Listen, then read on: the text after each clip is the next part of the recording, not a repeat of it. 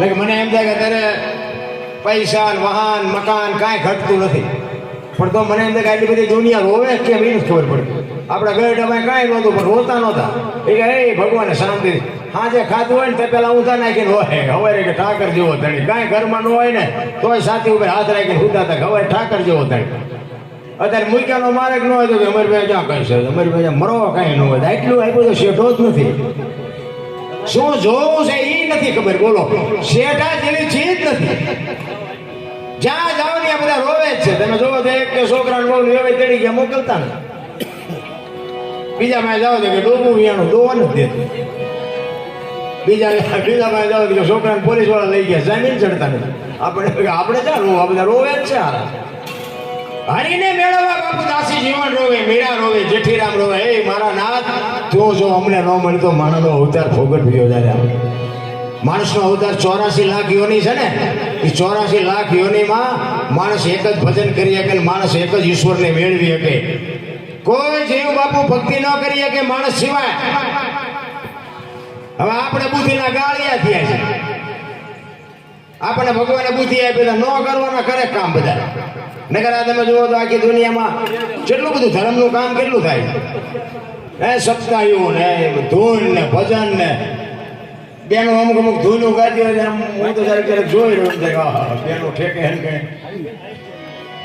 ગોકુળની ગલીઓમાં કાનો દેખાય છે. ગોકુળની ગલી ઓલો બપોરે 3 વાગ્યા હું તો પીડ્યો હોય ઢાળિયા એ નથી દેખાતો. બોલો ઠેક ગોકુળથી દેખાય. આમ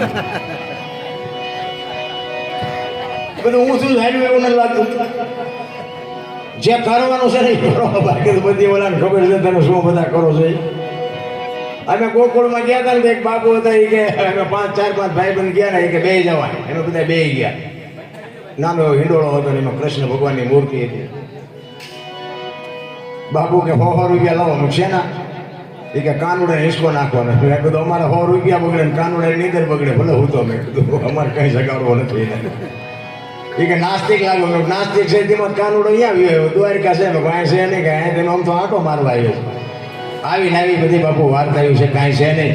માને બાપને જાળવી લ્યો બસ, બીજું કાંઈ કરવાની જરૂર નથી. બધું બાપુ ઈશ્વર બધું હાંકશે. કારણ કે તમારાથી તમારા મા બાપથી તમે છો ને મારા મા બાપથી હું છું. મા બાપને ભૂલ્યા એટલે ગયા દુનિયામાં સમજી લેજો. કોઈ આ દુનિયામાં આંગળી ન પકડે. લખવું હોય તો લખી લેજો. એક વ્યસન હોય તો વ્યસનથી દૂર રહ્યો. એક કુટુંબની એકતા રાખો, મા બાપની સેવા કરો. બાપુ સતયુગ છે, કાંઈ કળિયુગ કળિયુગ જેવું છે નહીં. બાકી આપણે કરશું ને આ બધું સુધરી જાય. એવું કે મને તેમ થાય કે જીવે એવું હવે આવ્યું. બોલો અત્યારે હું ઘટે. તમે જોવો તો ખરા બાવા ખવડાવે લ્યો, રાત ને દી ખવડાવે છે. આપણે કાંઈ ધંધો ન કરી તો ખવડાવે છે. આ જોવો તો ખરા કેવો સમય કેવો આવ્યો.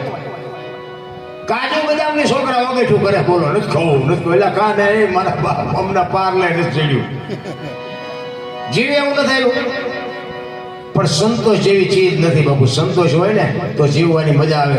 બાકી વાતમાં કાંઈ છે નહીં.